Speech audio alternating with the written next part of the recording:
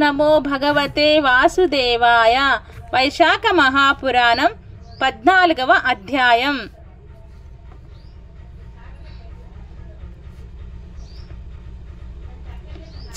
ఛత్రదాన మహిమ. వైశాఖ పురాణం యొక్క 14వ అధ్యాయంలో కానిక ఎండ వానల నుండి రక్షణ కల్పించే ఛత్రదానం మహిమను వివరిస్తుంది. నారదుడు అడిగిన ప్రశ్నకు సమాధానంగా శ్రీ మహావిష్ణువు ఛత్రదానం వల్ల కేవలం భౌతిక రక్షణే కాకుండా ఆధ్యాత్మిక ప్రయోజనాలు కూడా ఉన్నాయని వివరిస్తాడు. సూర్యుని కిరణాల నుండి కాపాడడమే కాకుండా ఛత్రదానం చేసిన వ్యక్తి పాపాల నుండి విముక్తి పొంది పుణ్యాన్ని ఆర్జిస్తాంది. అంతేకాకుండా అష్టైశ్వర్యాలు, దానం, ఆరోగ్యం, సంతానం, సౌభాగ్యం, సౌఖ్యం, ఐశ్వర్యం, కీర్తి, విజయం, జ్ఞానం సిద్ధించే అవకాశం కూడా ఉంటుంది. ఛత్రదానం చేసిన వారికి అకాల మరణం లేకుండా దీర్ఘాయుష్యం లభిస్తుంది. దేవతలు కూడా ఛత్రదానం చేసిన వారిని ఆశీర్వదిస్తారు. వారి కార్యాలు సఫలీకృతమవుతాయి అని విష్ణుమూర్తి తెలియజేస్తాడు. అంతేకాకుండా ఎవరు ఛత్రదానం చేయడానికి అర్హులు, ఎప్పుడు దానం చెయ్యాలి, ఎలాంటి ఛత్రం ఇవ్వాలి వంటి వివరాలు కూడా వివరిస్తాడు. చివరగా కొన్ని కథల ద్వారా ఛత్రదానం చేసిన వారికి ఎలాంటి శుభ ఫలితాలు కలుగుతాయో వివరించి ఛత్రదానం యొక్క పుణ్య మహిమను స్పష్టం చేస్తాడు. వైశాఖ పురాణం 14వ అధ్యాయం. శృతదేవ మహాముని ఇట్లు పలికెను. వైశాఖ మాసమున ఎండకు బాధపడు సామాన్యులకు, మహాత్ములకు ఎండ వలన బాధ కలుగుకుండుటకై గొడుగును నిచ్చిన వారి పుణ్యము అనంతము. దాన్ని వివరించు కథను వినుము. పూర్వము కృతయుగమున జరిగిన వైశాఖ మాస వ్రతమును వివరించు కథ ఇది. వంగదేశమున సుకేతు మహారాజు కుమారుడగు ఏమాకాంతుడను రాజు కలడు. మహావీరుడగు నతడు ఒకప్పుడు వేటకు పోయెను. అడవిలో వరాహములు మున్నగు జంతువులను పెక్కిటిని అలసి అచటనున్న మునులను ఆశ్రమమును పోయెను. ఆ ఆశ్రమం చతుర్చరములు మునుల ఆశ్రయము. ఆ విషయము ఎరుగని రాజకుమారుడు వారిని పలు విధములుగా పలకరించినను వారు సమాధానమియ్యక పోవుటచి వారికి చంపబోయెను. ఆ మునులు తనను ఆదరింపలేదని రాజు కోపగించెను. అప్పుడు ఆ మునులు శిష్యులు అనేకులకు అచటకు వచ్చి రాజును వారించిరి. ఓ దుర్బుద్ధి, మా గురువులు తపోదీక్షలో నున్నారు. వారికి బృహస్పతి లేదు కావున వారు నిన్ను చూడలేరు. బాహ్యస్మృతి లేదు కావున వారు నిన్ను చూడలేరు, గౌరవింపలేదు. ఇట్టి వారిపై కోపం కూడదని వారి పలికెను. అప్పుడు కుశకేతుని కుమారుడగు హేమకాంతుడు వారిని చూసి, మీ గురువులు తపోదీక్షలో నున్నచో మీరు అలసిన నాకు ఆదిత్యము నిండని అలసట వలన వచ్చిన కోపంతో పలికెను.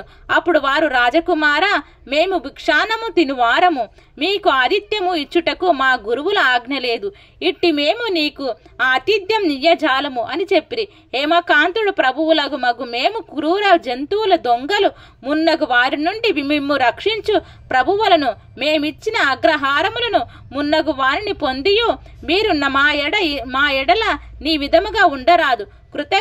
కృతజ్ఞులైన మిమ్ము చంపినను తప్పులేదు అని పలికి వారిపై బాణాలు ప్రయోగించి కొంతమందిని చంపెను. మిగిలిన శిష్యులు భయంతో పారిపోయారు. రాజభటులు ఆశ్రమంలోని వస్తువులను కొల్లకొట్టిరి, ఆశ్రమము పాడు చేసిరి. పిమ్మట హేమాంగదుడు తన రాజ్యమునకు మరలిపోయెను. కుశకేతువు తన కుమారుడు చేసిన దానికి కోపించెను. నీవు రాజుగా ఉండదగదని వారిని దేశము నుండి వెడలగొట్టెను. హేమకాంతుడు తండ్రిచే పరిత్యజితుడై దేశ బహిష్కృతుడై అడవులలో నివసించుచు కిరాతుడై జీవింపసాగెను. ఈ విధముగా 28 సంవత్సరములు గడిచెను. హేమకాంతుడు కిరాత జీవనమును అలవాటు పడి కిరాత ధర్మములు ఆచరించుచు కిరాతుడై జీవించుచుండెను. బ్రహ్మహత్యా దోషమున నిలకడలేక అడవుల బట్టి తిరుగుచూ జీవించుచుండెను. వైశాఖ మాసమున త్రితూడను ముని ఆ అడవిలో ప్రయాణించుచుండెను. ఎండ వేడికి బాధపడి దప్పికచే పీడింపబడుచు నొక చోట మూర్ఛనొల్లి దైవికముగా అడవిలోనే ఉన్న హేమకాంతుడు వానిని చూచి జాలిపడను. మోదుగా ఆకులను తెచ్చి ఎండపడకుండా గొడుగుగా చేసెను.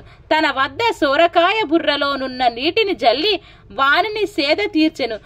త్రితూడను వాని చేసిన ఉపకారముచే సేద తీరి సొరకాయ బుర్రలోని నీరు త్రాగి మోదుగాకుల గొడుగుతో ప్రయాణం చేసి ఒక గ్రామమును చేరి సుఖముగా నుండెను.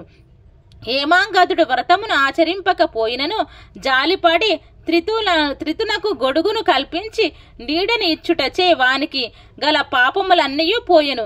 దీనికి హేమకాంతుడు మిక్కిలి ఆశ్చర్యపడెను. కొంతకాలమునకు రోగగ్రస్తుడై ఉండెను.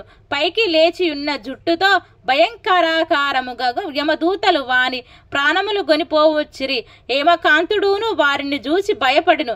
వైశాఖ మాస మోదుగా ఆకుల గొడుగును సోరకాయ బుర్ర నీటిని ఇచ్చిన పుణ్య ఫలమున వానికి శ్రీ మహావిష్ణువు శృతికి వచ్చి విష్ణువును స్మరించెను. దయాశాలి అగు శ్రీ మహావిష్ణువు వెంటనే తన మంత్రిని పిలిచి, నీవు హేమాంగదుని భయపెట్టకుచున్న యమదూతల్ని నివారింపుము. వైశాఖ మాస ధర్మమును పాటించిన హేమాంగదుని వారి నుండి రక్షింపుము. హేమాంగదుడు వైశాఖ ధర్మమును ఆచరించి నాకిష్టమైన వాడాయను. పాపహీనుడైనను ఇందు సహితము లేదు.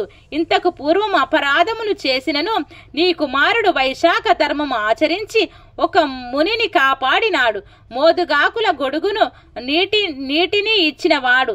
ఆ దాన ప్రభావమున ఇతడు శాంతుడు, దాంతుడు, చిరంజీవి, శౌర్యాది గుణ సంపన్నుడు, నీకు సాటి అయిన వాడు. కావున వీని రాజుగా చేయుమని నా మాటగా చెప్పుమని శ్రీ మహావిష్ణువు విశ్వక్సేనుని హేమాంగదుని వద్దకు పంపెను.